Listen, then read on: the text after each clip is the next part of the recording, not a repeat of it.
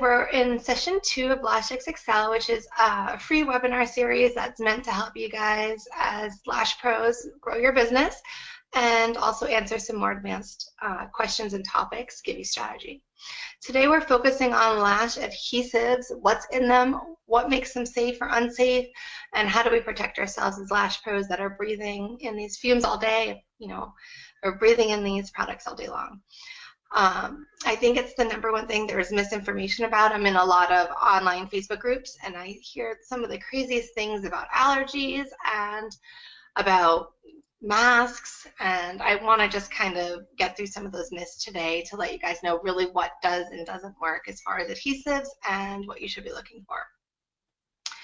So how many of you, before we start out, how many of you have lost business because of allergic reactions? If you guys can raise your hands. Like lost a client because they no longer could wear lashes because they had some kind of reaction to the adhesive or the product. Okay, it looks like almost everybody has lost some kind of business due to an allergy or reaction. I want to start by kind of telling you guys my story because this is what got me into actually manufacturing product.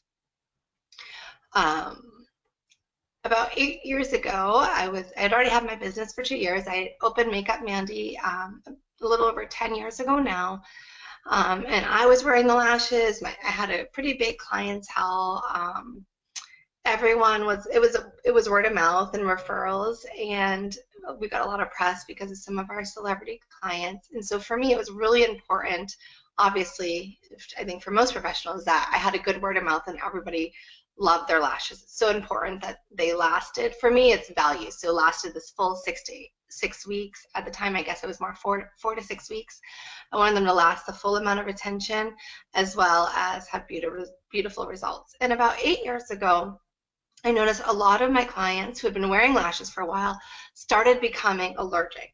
They would wake up, they had puffy eyes, redness, rawness, swelling, all kinds of reactions to the adhesive, and I couldn't figure it out. And it was upsetting because not only was I losing business, I mean, sometimes I had to even refund people's prepaid packages because what could I do? They were having a reaction. They weren't going to be able to wear the lashes. But then also like friends and clients that had been coming to me for years telling them they could no longer wear lashes because something was making them reactive. So it was kind of upsetting to me, obviously, because it was affecting my business and my livelihood, and also, I felt kind of crappy about it. And then I became allergic. After wearing lashes for a couple years, it happened to me. I woke up one morning, my eyes were so swollen I could barely open them. I looked like Quasimodo, and it was painful. And not only was I bummed out that obviously this was happening to me, but that next weekend I was planning to go to Vegas with my girlfriends, and I was like, well, how do I go to Vegas without lashes? This is unheard of. Like, I hadn't been without lashes for 2 years, and any of you that wear lashes probably know you feel completely naked the first time they're off. So I didn't know what to do.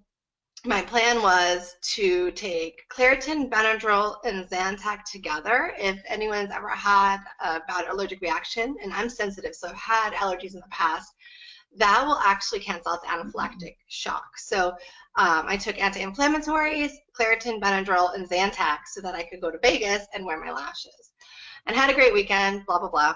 But on the way home, I just kind of thought, this is crazy, There's vanity about wanting your lashes, but then drugging myself to be able to wear them, that seems a little bit crazy.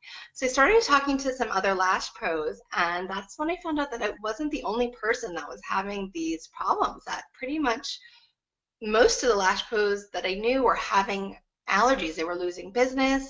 They themselves couldn't wear the lashes after a while. And so it was kind of eye-opening, and I thought, well, what's in this product that's making us all react, and how can we make it safer? I want my products to be safe for me to breathe all day long, and I want my clients to have beautiful results and not these reactions. So that's what kind of got me into the manufacturing. I started talking to chemists and figuring out basically all of our adhesives that we use for lash extensions, the base is called cyanoacrylate. It's in all of them. A lot of lash companies will want to tell you that it's the cyanoacrylate that people are allergic to. However, that's clearly not true because with the LAshX adhesive, my clients and I can wear it again, and that is a cyanoacrylate base. What people don't realize is cyanoacrylate, as it polymerizes or cures, off-gases formaldehyde. This is a fact. It's true with every product that has this ingredient in it. It's not listed in the ingredients because they're not adding formaldehyde. It's an off or a byproduct of the curing.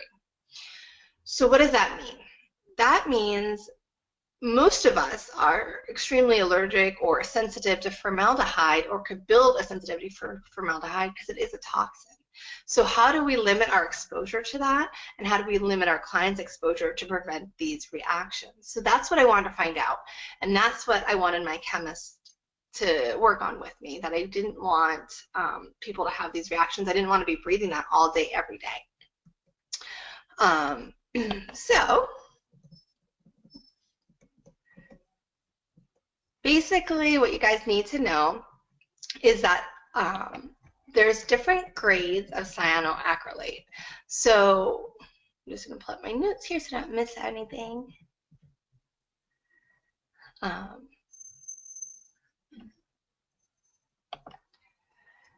There's different grades of cyanoacrylate. There is a medical grade, which is used in the field for sutures. For example, if you get some kind of injury where they can't do stitching or sutures, they'll actually use cyanoacrylate. There's even doctors that use it in the body for esophageal procedures, all kinds of things. It's a different grade of cyanoacrylate. Then there's lesser grades or more toxic grades that are used in things like weaponry. So it's really important when you're looking at adhesives that you don't just say, oh, well, it has cyanoacrylate, they're all the same. They're not all the same. They're not the same as crazy glue. I hear that all the time. It's the same as nail glue or crazy glue. That is incorrect. Cyanoacrylate, you need to make sure you're getting a medical grade of the adhesive. And then there's different ways to formulate the adhesive that's going to actually counter the formaldehyde production.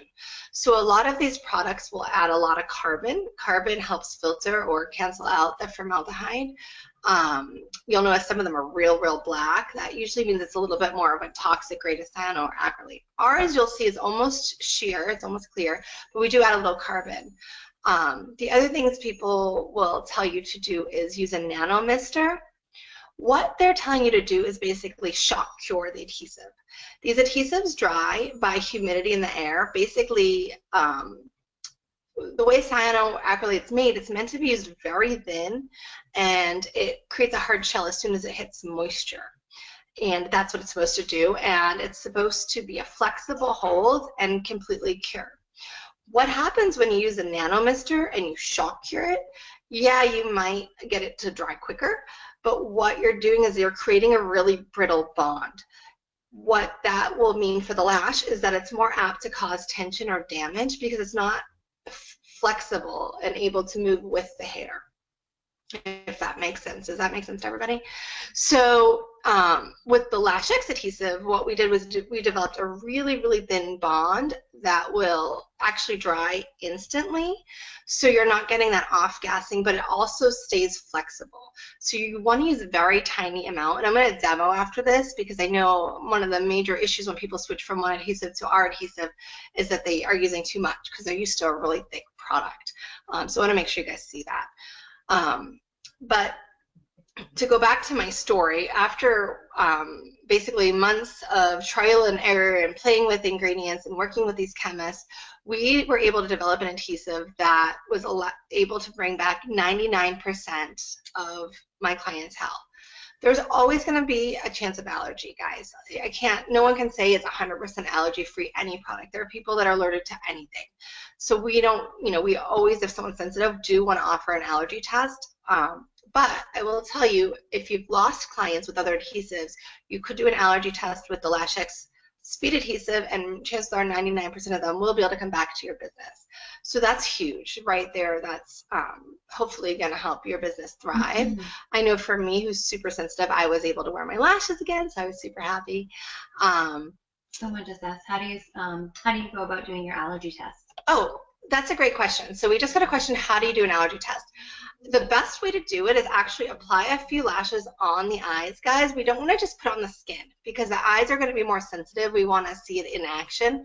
So put a few lashes, you know, let them blend. Don't make it like wings, but a few little lashes on the sides, and then they'll actually sleep in it.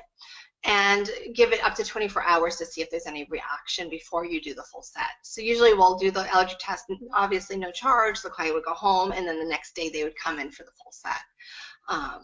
But yeah, we definitely, if someone's had an allergy in the past, I definitely recommend having them do an allergy test because we just don't know what it is they're allergic to. But like I said, I feel 99% of your clients will be able to use this adhesive.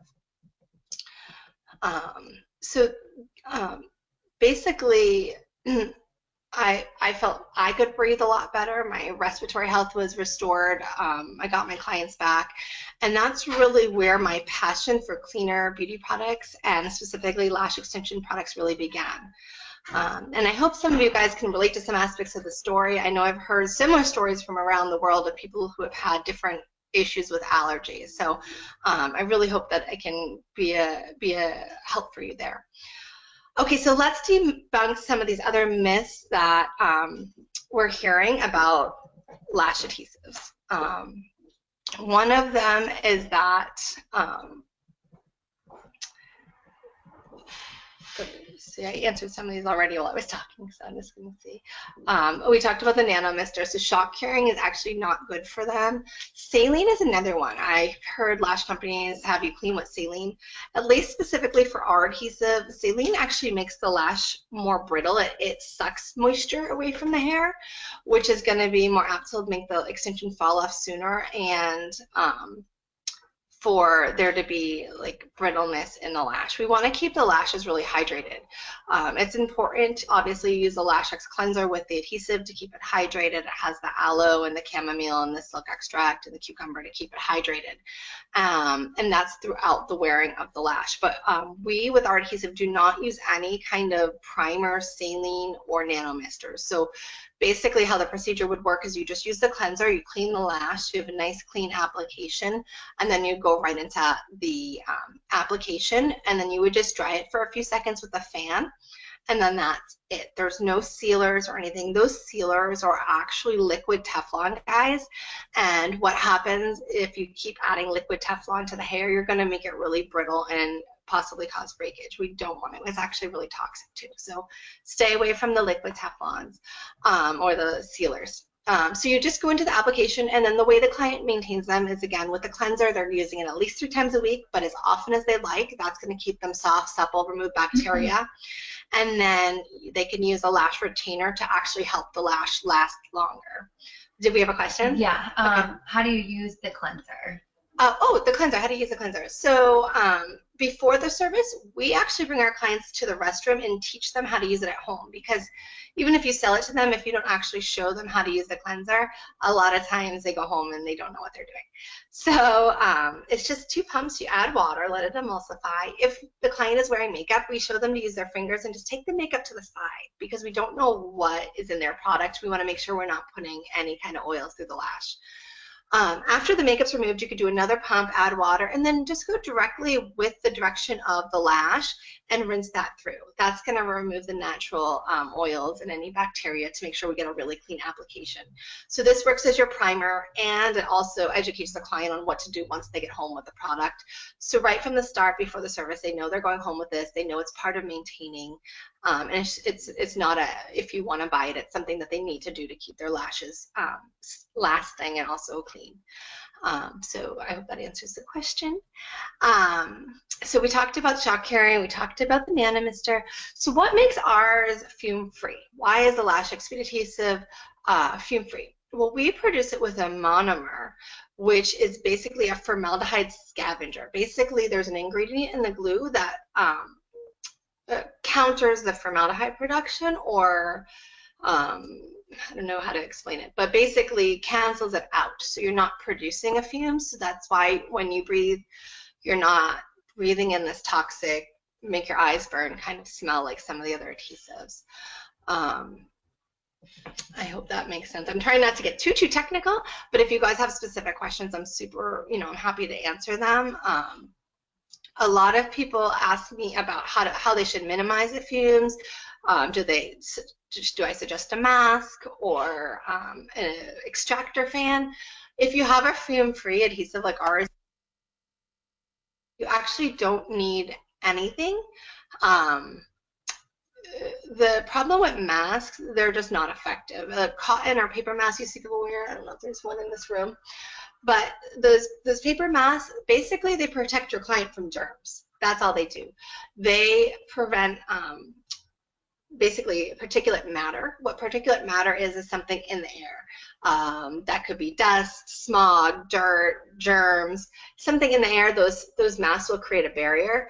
But when it comes to a chemical or a fume, it's not gonna block that. You would actually need a gas mask to block a fume, and that's not a good look. So we don't want to greet our clients with these big gas masks. So what I recommend is just getting a fume-free adhesive, if that makes sense. So the actual paper and cotton mask can cause more of a formaldehyde production, because what happens is when the fume hits the cotton, it creates a reaction. If you've ever put your arm in like your glue by accident or something, you might have felt heat.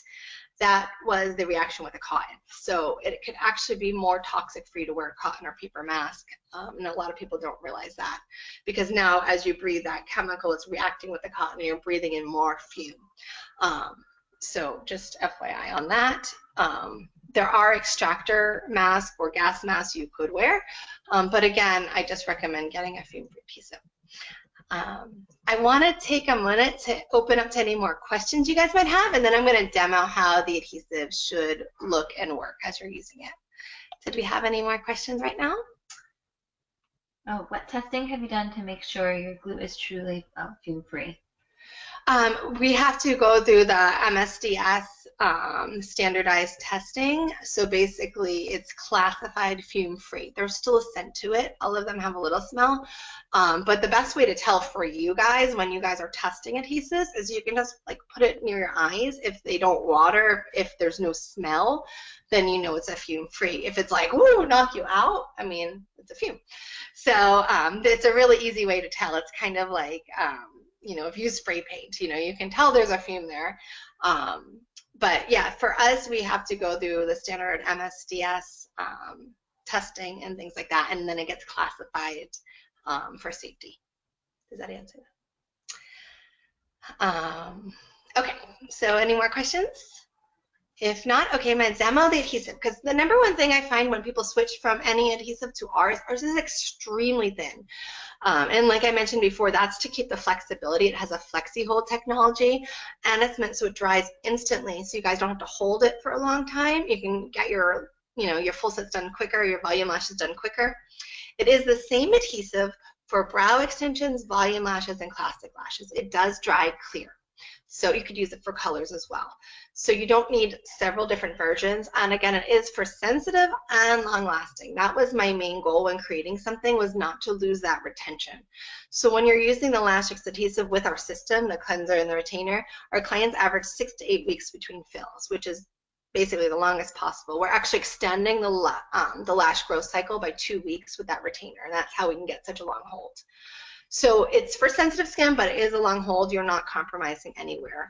I was really frustrated, I know, when I was testing those sensitive glues before I had my own, because it lasts like a week or two.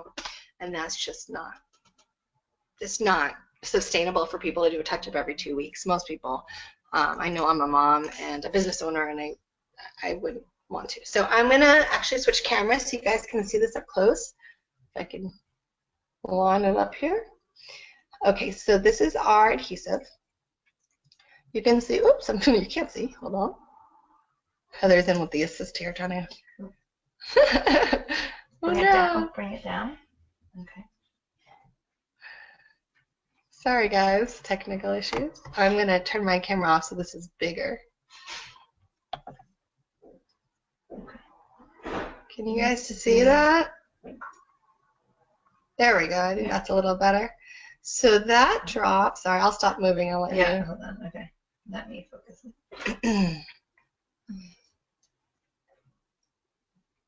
There we go. I'm in the picture. There. Okay, so if you guys can see that, that drop does more than a full set. And it is almost clear. There's a sheer tint. And how we're going to use this, I'm going to show you first with the classic, just because it's all right here and I don't want to lose the focus. So you're going to grab your lash at the 90-degree angle. You do activate the adhesive by kind of swishing back and forth. And then it should look like nothing on the lash. I'm going to hold it to my hand, so hopefully you guys can kind of see that. But there's really nothing on the lash. It looks like if you tapped a pen straight down and made a polka dot, that's, oops, that's what the dot looks like. There we go, Heather. That looks pretty good. So basically, try to get in the camera again. We're both moving. So there we go. Okay. So you're going to swipe the hair and place it, and it's dry. So for any, I know a few of you were having trouble getting it to hold, make sure that you're activating it, and then swipe and place. And you don't need very much.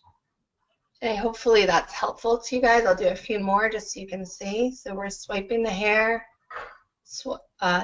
Then I coat the whole lash because the adhesive bonds to itself. And then I would, of course, bind by using my tweezer to smooth the adhesive along from root to tip, the whole hair. That helps with retention as well. I hope that makes sense. I'm going to also, you guys want me to demo a volume lash for you?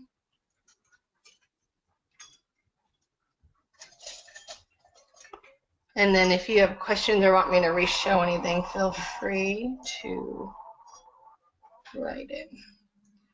So I'm gonna, is this an okay view or not really? No, it's hard to see the angle of where you're grabbing. Okay, that's better. So I have a fan. I'm just gonna tap the very base in my adhesive, and then you hold it for 3 seconds, and it's on there. I don't know if you guys can see. Pull it down. Pull your hand down a little bit. Let me do a few more.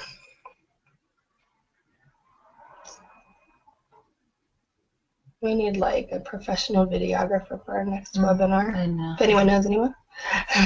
So I'm just going to tap just the base for the volume fan. And then I'm going to hold it 1, 2, 3, and you're good to go. Yeah, that's good. So I'm going to, again, put on my camera, and if you guys have questions, I would love to answer a few more about either our adhesive or anything safety-wise that have to do with adhesive, safety, lashes, or anything in general, aftercare. Samantha, the glue I have is black. Is this a different glue? So these will have a little tint of black. I don't know if it's showing on the camera. It should look almost like a stained glass window. Like it should be not jet black. So from batch to batch, because we make ours in really small batches, some might be a little darker, a little lighter, but it's not jet black. It should look almost clear, and then it dries absolutely clear. Good question. I'm gonna get rid of the glare here. Anything else? It was such a pleasure doing this webinar for you guys, and we're going to do our next one May 10th, I believe. It's on a Wednesday as well, Wednesday mornings at 9 Pacific. This video will also be on our website if you want to review it, and we're going to, we've been slowly adding to our blog, so if you guys haven't checked out the blog on the website, the lookbook, I'm showing lash mapping for different looks, and then there's going to be another blog that's different topics for professionals, decorating your rooms. I'm interviewing an interior designer for that one, and a bunch of other topics. So you guys keep checking up for that. Oh, and lastly, how could I forget your discount? Heather's going to push up the discount. You have to unplug the web thing. For $10 off, if you guys haven't tried our adhesive and you want to try it, or you just need to stock up, it's for the next week. You get $10 off any adhesive removers or brow adhesive. So you guys can check those all out. The brow adhesive, guys, is the same as the lash adhesive. It's just clear. But because this one dries clear, if you're a smaller business, I would just buy the one. You could use it for everything. It will save you a little money. Okay, thank you so much for logging in. Here comes our promo code. It's bestglue04. Oh, you having trouble pulling it up? Yeah. Okay, let me try to pull it up, and I will share my screen. Heather, are you able to see it? Yes, I see it now. There it is, bestglue04. So you type that in after you put it in your cart. It will be a place to put your code. And definitely if you haven't already signed up for our newsletter, because you will get 10% off with that as well. Okay, thank you all for joining. Oh, another question? Maybe, yeah, really quick. We did have a couple openings available in our April class if anybody's interested. Oh, great. Yeah, Heather wanted to mention we have a few openings in the April class, which is coming up in a couple weeks for advanced, and we have classic training. We also have some classes coming up in Minnesota, Florida, and on the East Coast in Massachusetts. So if you guys want to get into one of those eyebrow extensions, volume lashes, advanced training, or classic training, go ahead and give Heather an email or call, and she'll help you out. Thank you all. Have a great day. Hope business is booming.